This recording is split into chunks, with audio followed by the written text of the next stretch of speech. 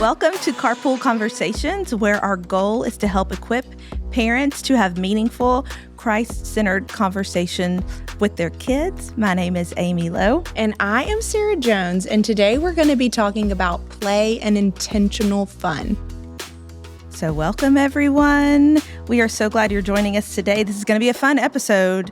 No pun intended, Sara, because it's all about fun and intentional play with our kids. And don't we need this? We get so bogged down with parenting that we forget to have fun with our kids. I know that I do. I want to be the fun parent.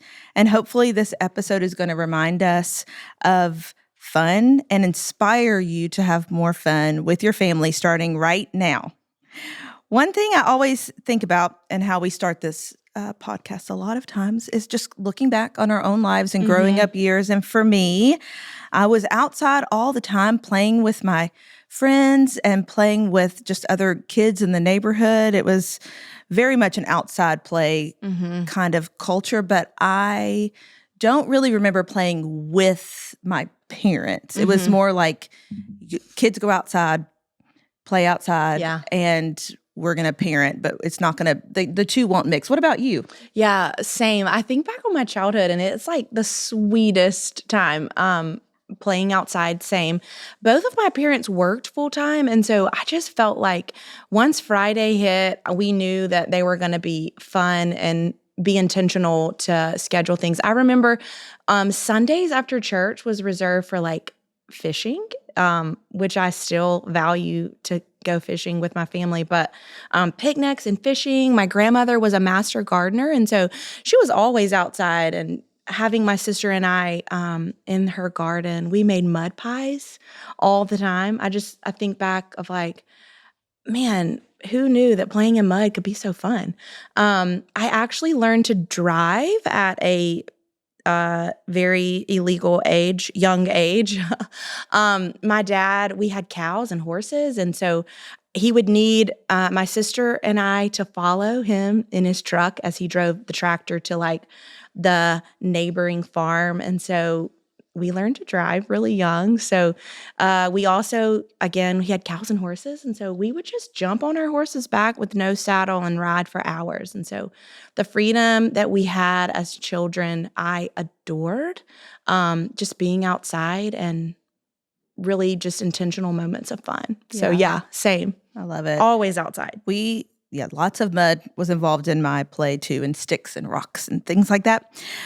So today we're going to talk about the why of fun, the biblical backing, maybe some science and some research. And I don't think we're going to actually need a ton of that. Yeah. But I believe it will set the stage for the practical examples that we will get to by the time this podcast is at the end.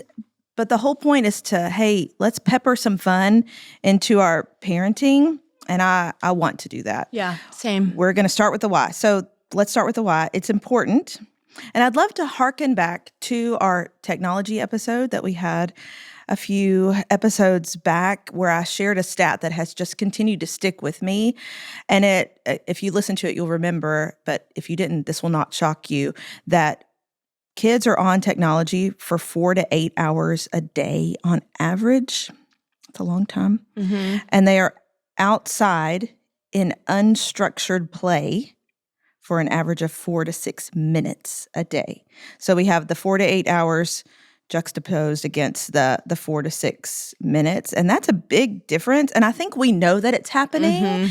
And but putting these numbers to it, at least for me, was just eye-opening. And again, me and you get the privilege of working with WinShape Camps. And one of the beautiful pieces of any camp, I think, is just getting those kids off technology and in nature and having fun. And we get to see them come to life in that because they need to get off technology and get out in nature, get with other kids and have fun. But you have more research to share. I do, and I couldn't agree. I actually see that technology in my house, and I have to fight it daily. But yeah, I have more research, and I want to mention an article that we will link in the show notes on the benefits of play, which include Play builds imagination and creativity. Play fosters cognitive growth. Play delivers emotional and behavioral benefits. Play improves literacy. Play encourages greater independence. And play promotes physical fitness. I want all of those things. Me too. For my kids, don't you? And if the if the way to do it is play, then let's go. I mean, these positive benefits are going to help them for sure. There are so many benefits to play and imagination. I don't think that list surprises anybody. And we also mentioned that we were going to look at some biblical backing as to why the Lord calls us to this. But a number of years ago, my church actually did a study by Randy Alcorn. It's very old, Sarah. It's by Randy Alcorn, and it's called Happiness.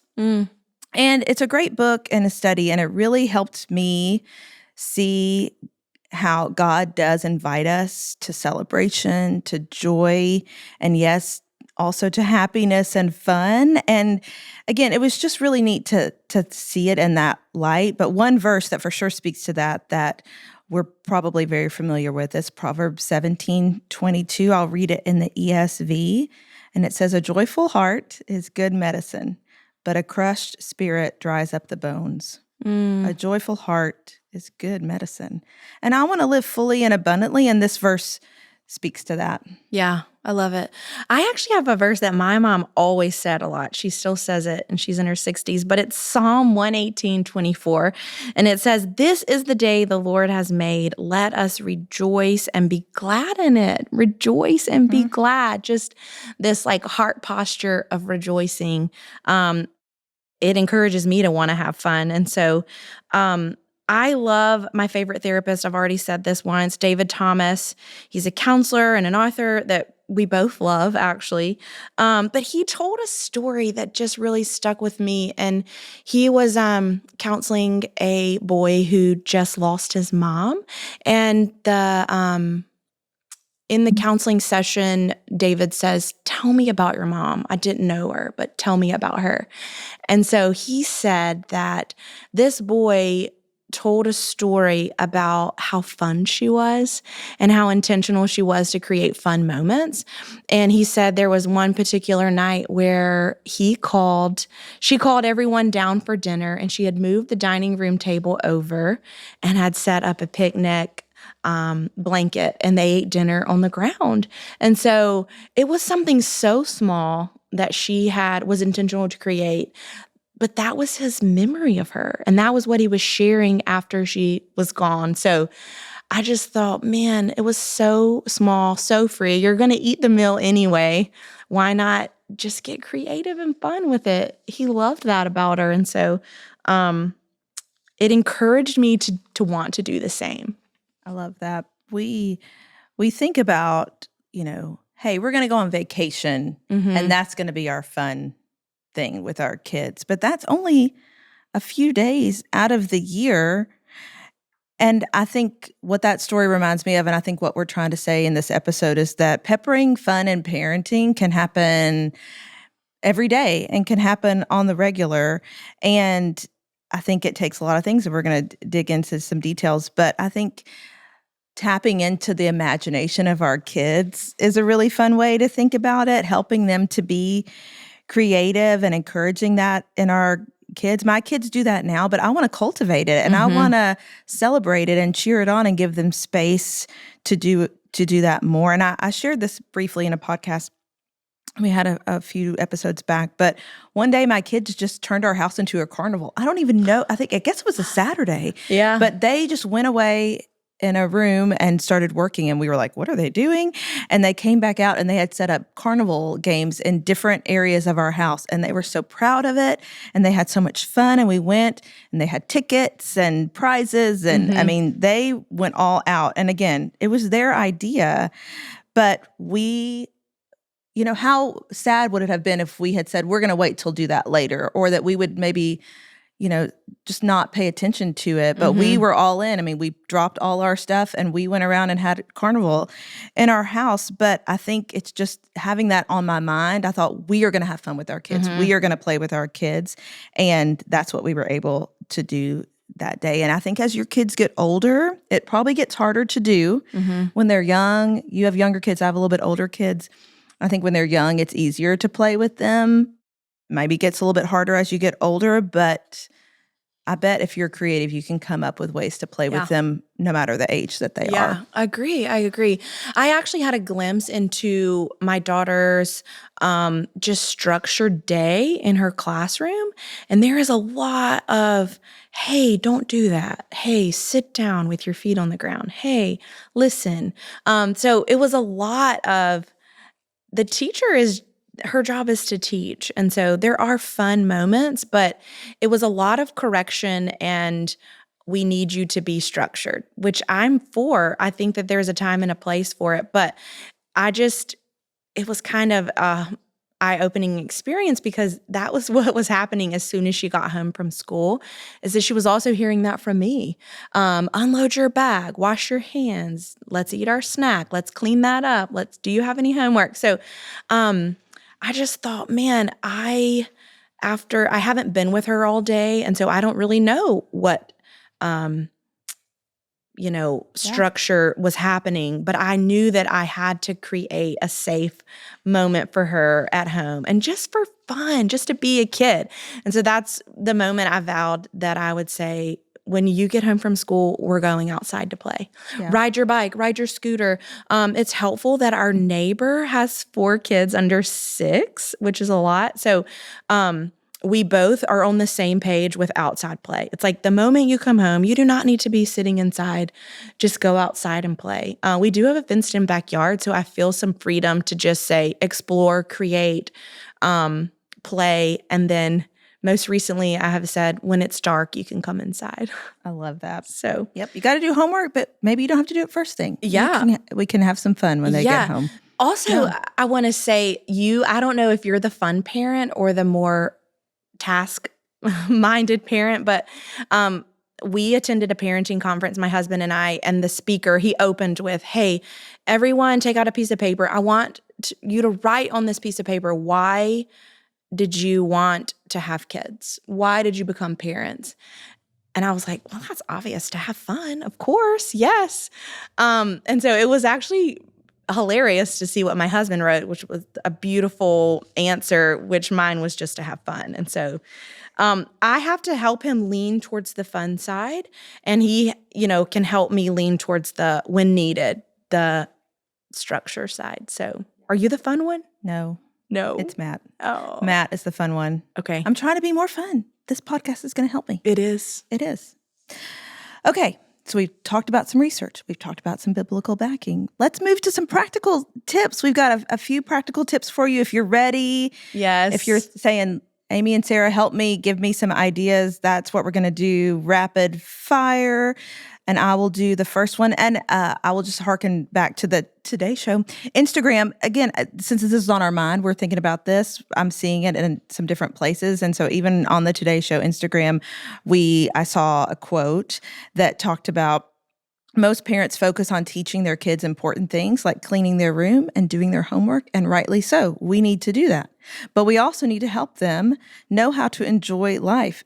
It's about more than money. Play games with your kids to demonstrate how much fun can be had with a simple deck of cards. Make a treehouse or bake a cake with them to show them the pleasure of a productive activity, again, that doesn't involve money or going to Target.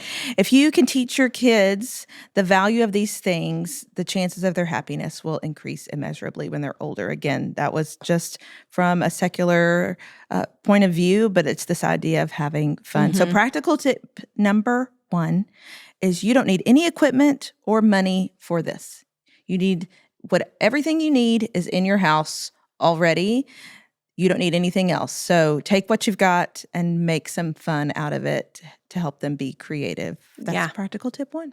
Yeah, I've already touched on this a little bit, but just set your mind. After I had witnessed the structure in the classroom, I just made a new rule. When you come home, we are playing outside. Do not ask to turn the TV on. Do not ask to play a video game. We're going outside. And so we recently joined a community group in our neighborhood, and we all told our testimonies as adults. We're all in our 30s, 40s, 50s.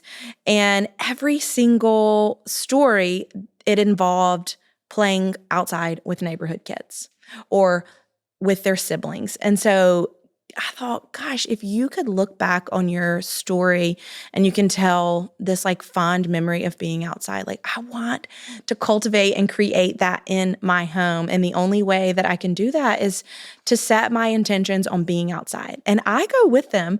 And there are times where my kids are soaking wet in their clothes from head to toe or covered in dirt from head to toe, and they have to take their clothes off before they can come inside.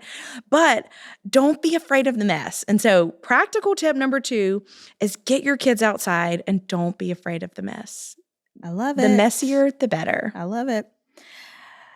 Okay, practical tip number 3. Here it comes. My kids are so creative. I mentioned that earlier. We made the carnival, but they have also just made up other games, which is so fun. For example, the other night, they got a piece of paper and a pen, and they made up this drawing game. Yeah.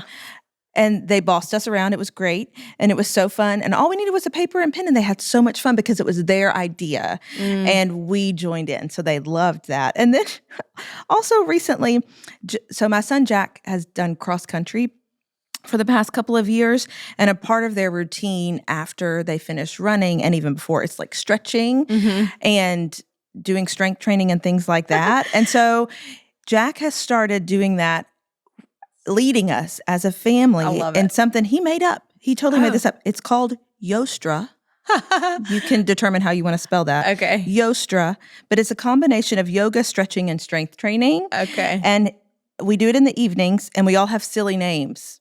So I am Mama Bear, and Matt is Tiger Claw, and Jack is the coach. And we can only refer to each other by those names during that Yostra session. Love it. And we follow along, and Jack leads us. And it's a hoot, and it's so fun. And we also get the benefit of stretching and going to sleep feeling really good because we're able to do that. And again, these are things they totally made up, but I think they wouldn't have done them and it wouldn't have been as fun if we would have said, just go do it by yourself. Yeah. We join in on the fun. And so now it has become a tradition a few times a week at night to do Yostra. And I miss it when we don't do it. So practical tip number 3 is get creative. Get creative. And you allow them to call you Mama Bear. So that's right. You're cool with that. Yeah. And you call Matt Tiger Claw. Okay. Yeah. Love it. Okay. Next practical tip. I want you to go with me for a second. Get in this mindset. Let's think about a snow day. So I was raised in the South. It never snowed. Maybe every 3 years, 3 to 5, if you're lucky, maybe more. But I just think back on a snow day and just how magical it was. It was because, well, one, my parents, we're from the South. We don't know how to drive in the snow, so they can't go to work. The whole world stops just for the day, the snow day. We have hot chocolate. We have homemade chili. We play outside. We sled as a family. We play in the snow. We build a snowman. And so I just think about every time it snowed, my parents were like, it's a snow day. Well, you get to miss school. You get to miss work. And so I think for a second, they're in this mindset of like, we have jobs, we have adult stressors, we have to pay the bills. But for this one day, all of it kind of just melted away, and they could, again, be a kid, probably stemming from their own childhood snow day, actually. So I want to say practical tip number 4 would be a snow day mindset.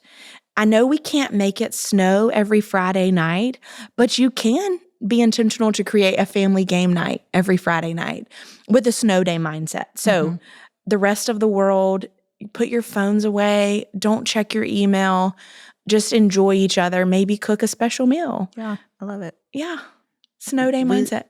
I love that so much. And we love a game night in our house, and it's so interesting how fast something becomes a tradition in our house. So at least if you do it a few times, it becomes a thing. But Sara, when we have a game night, this is a pro tip from a parent with older kids that you could learn from. So we have to do a pledge before we play a game that says we won't have an epic meltdown if we lose. Okay. And that has really helped us because if my kids lose, it's just not pretty or fun. And so we just have the pledge before we start. And it's really as simple as I will not have an epic meltdown if I lose. I need a pledge at my house. Yeah. My husband and I need a pledge. Yeah. Everybody needs it. Yeah. Everybody needs it in your house. Okay. Well, we do have a lot of board games in our house, and that leads us to the next piece. But because what we also have a lot of in our house is dress-up costumes. Oh, yeah. We have so many dress-up costumes in our house. And how fun would it be to pull those out and to put on a play?